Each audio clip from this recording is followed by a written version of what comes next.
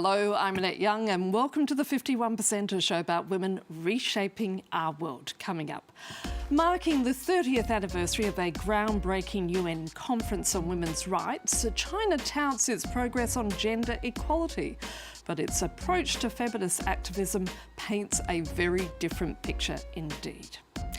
And we need to talk about the Vagina Business. Journalist and author Marina Gerner joins me here in the studio to talk about Femtech, the rapidly growing industry at the intersection of technology and healthcare that's revolutionising women's health. But first, China this week hosted a women's summit with the nation's leader Xi Jinping praising the achievements of Chinese women in the 30 years since that historic 1995 UN conference in Beijing. Yet it comes as feminist groups are being silenced by the Chinese government, allegedly for promoting so-called gender antagonism. Charlie James takes a closer look at the limitations being placed on women's progress in China. Standing before delegates and dignitaries from across the world, Chinese President Xi Jinping sang the praises of women's progress in China. Today, women in China truly hold up half of the sky in economic and social development. On the new journey of Chinese modernization, every woman is a star. She was speaking at the Global Leaders Meeting on Women, a two-day summit marking the 30th anniversary of the groundbreaking UN Conference on Women's Rights. That's where then U.S. First Lady Hillary Clinton delivered this famous line in Beijing. Human rights are women's rights, and women's rights are human rights once and for all. Xi called this year's summit a celebration of China delivering on its promises made to women back in 1995.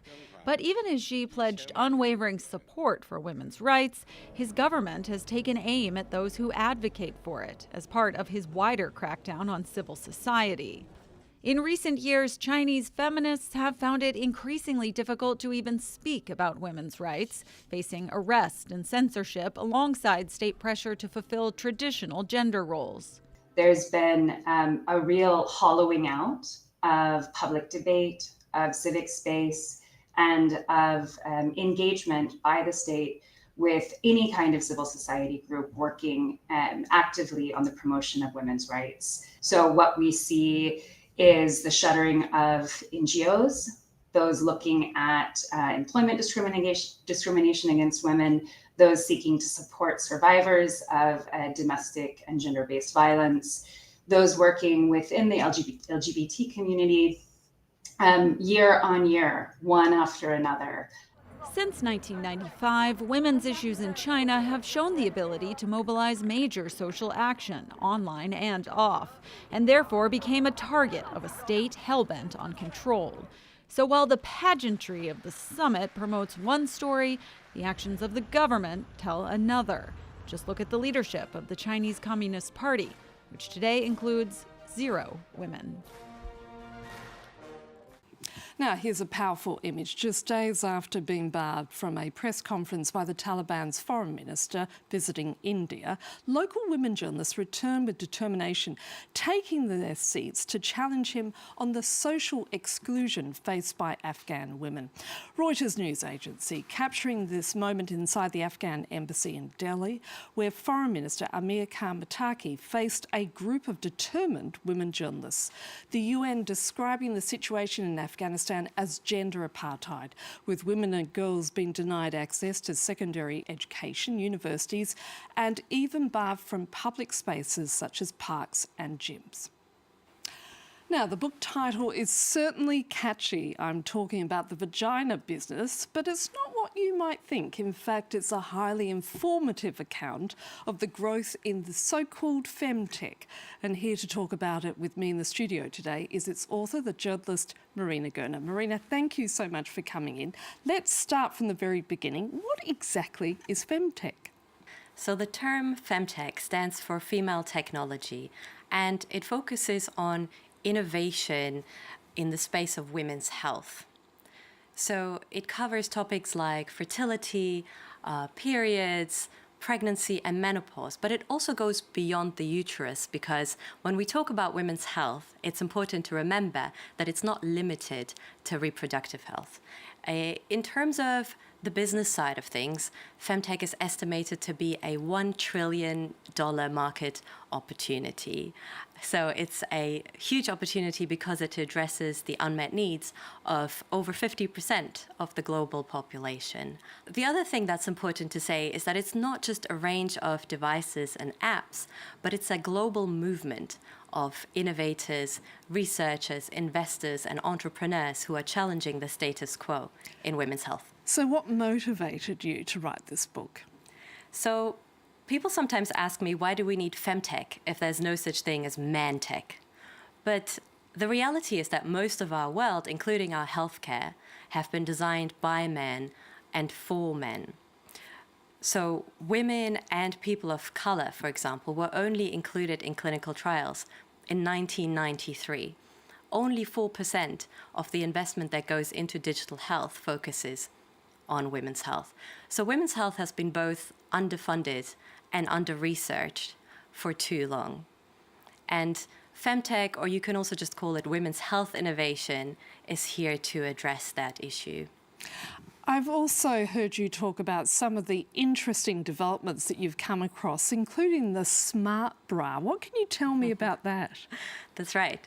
So the smart bra was one of the first devices that attracted me into this space. And it began with a realization I had a few years ago, which is, if you ask most people to think of a person who's having a heart attack, most of us think of an old white man. And the kinds of symptoms that we imagine are pressure on the chest and then pain radiating down the left-hand side. So I learned that those symptoms are typical for men, but they're not actually typical for women. As a result, women are 50% more likely to be misdiagnosed after having a heart attack. Another example I have is from the birth space.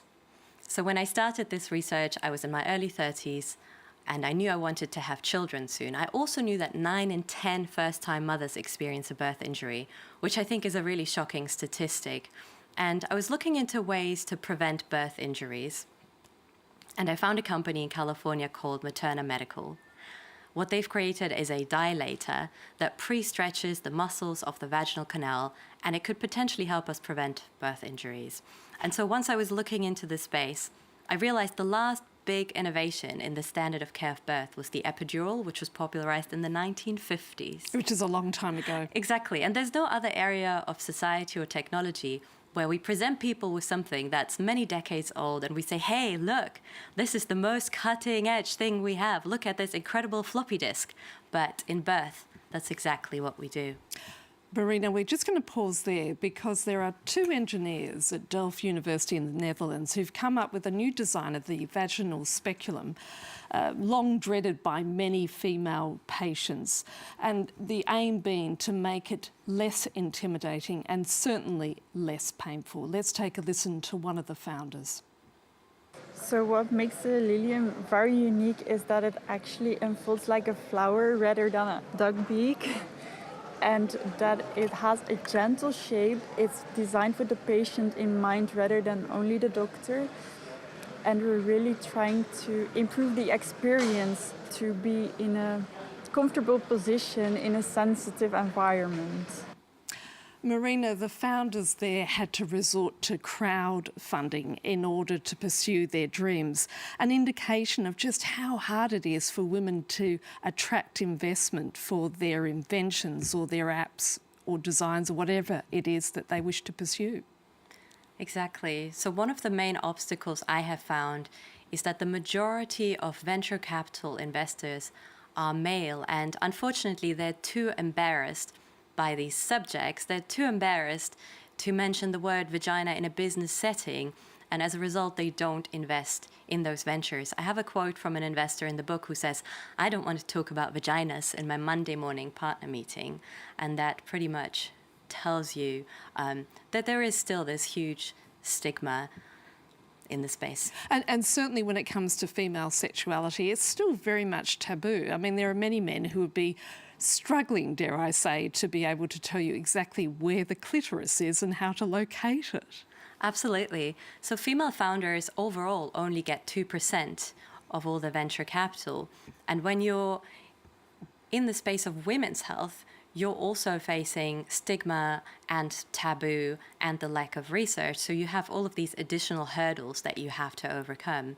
But on the flip side, it's also a huge opportunity for us to create something completely new, like the speculum that we've just seen.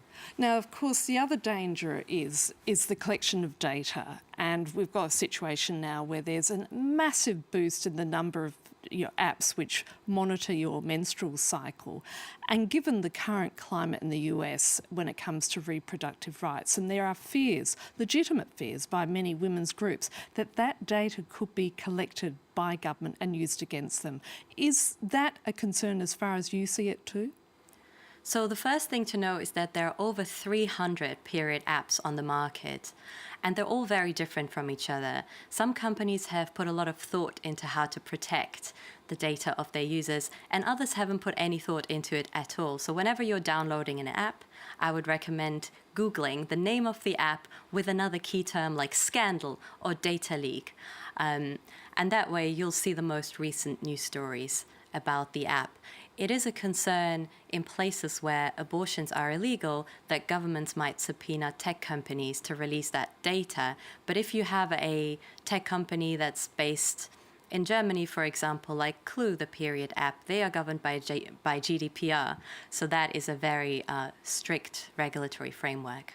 Marina, thank you so much for coming in. Thank you so much for having me. And that's it for this edition. So until our next show, bye for now.